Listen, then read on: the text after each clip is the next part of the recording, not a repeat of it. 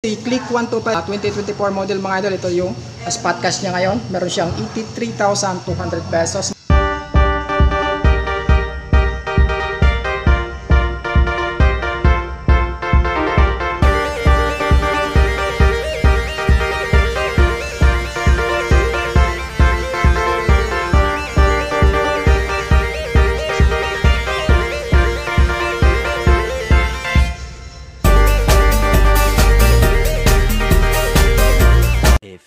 Moments later. Nandito tayo sa Honda Kalilangan Bukidnon branch para mag-update nitong bagong Click 125. So 2024 model. Meron siyang color combination glossy black, yellow, meron siyang gray. Ito yung pinaka best seller ni Honda pagdating sa 25cc. Napakatipid pagdating sa fuel consumption. So, around 50.3 km per liter yung kaya niyang Somo ayon kay Honda. Pero depende pa rin yan sa throttle habit ng driver or kaya sa road condition ng inyong lugar. So pwede mo abutin yung 50.3 km per liter, depende yan sa takbo mo. Nasa tamang-tama lang, kayang-kaya mong abutin yan. Pero kung kaskasirong takbo, I think hindi mo maabot yung 50.3 km per liter na gas consumption. Naka-combi brake na to siya mga idol. Ayan. Pag sinabing combi brake, so once na ma-engage mo yung isang brake niya, sasabay siya ng 30% harap mga idol. So goods pagdating sa braking system ang motor na to.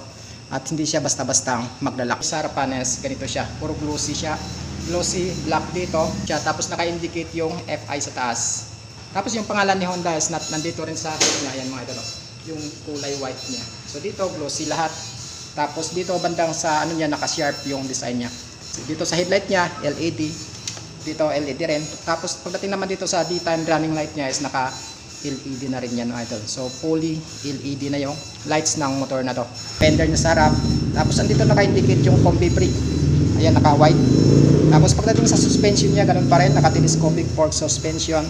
So same din. Hindi naman gaanong katabaan pero matibay naman. So alam naman natin si Honda sa pagdating sa pyesa is matitibay. So dito naman sa mags niya, ganito siya mga idol. Naka-matte black siya dito.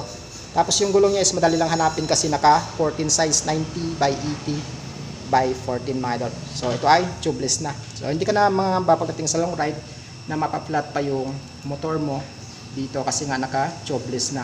Well mga idol, ang motor na to is naka liquid cooled na siya. Napakaganda nito sa long ride kasi hindi na siya basta-bastang mag-overheat. So ganito sa side niya, dito naka-indicate yung Honda, may dilaw dito na sticker. Tapos andito ayan, may guhit-guhit dito na black. So pagbaba mo dito sa ilalim, ayan, may guard na rin dito para hindi siya basta-basta masok yung mga putik sa loob.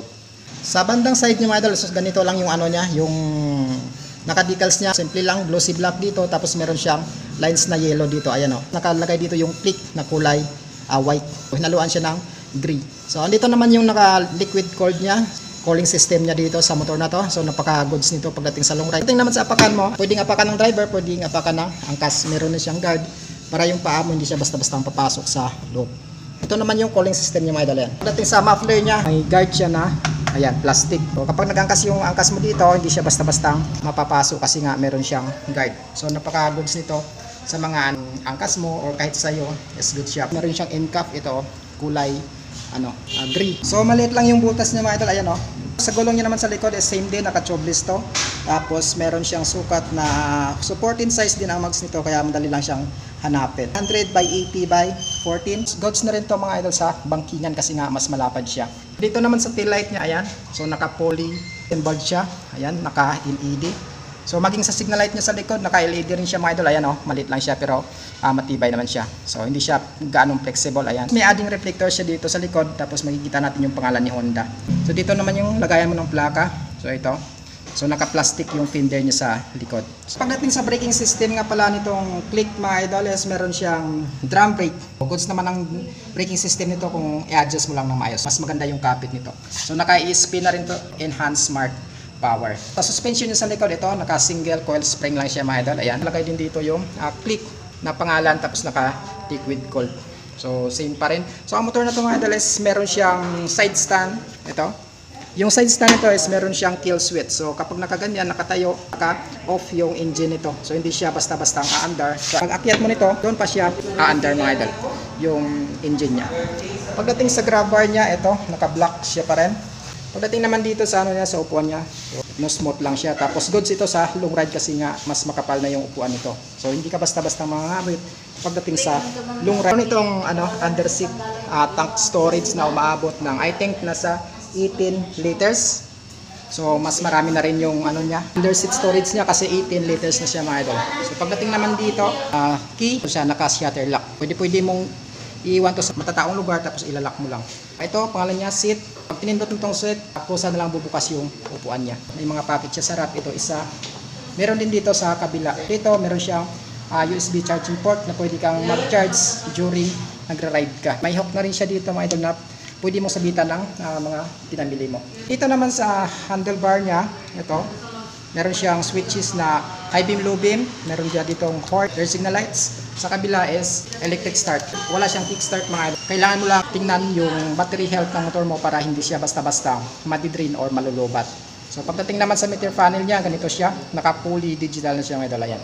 So lahat ng indicator, pwede mo makita dito, so makikita mo. Meron siyang turn signal lights, left and right, low beam, high beam, battery indicator. Meron din siyang fuel indicator nito mga idol. Alamin natin yung spot cash ng motor na to. Well, ito si Click 125 2024 model mga idol. Ito yung spot cash niya ngayon. Meron siyang 83,200 pesos. May down payment siya na 7,900. Tapos 1 year is 8,045. 2 years is 4,855. Tapos yung 3 years is 3,810 mga idol. So ito yung price ni Click 125 2024 ngayong August mga idol. So kung naghahanap ko ng Click 125, available yan dito sa Honda Kalilangan Bukidnon branch. Pwede kayong bumisita dito para makapag-inquire kayo ng gusto yung unit. So maraming available dito mga idol. Ayan o. Bago natin tapusin ang video na to, kung hindi ka pa nakapag-subscribe sa YouTube channel, mag-subscribe ka na kung mahilig ka sa ganitong klaseng video. At i-hit mo na rin yung bell icon para lagi kang update. This is Bukidnon Vlog TV. Ride safe at ingat palagi.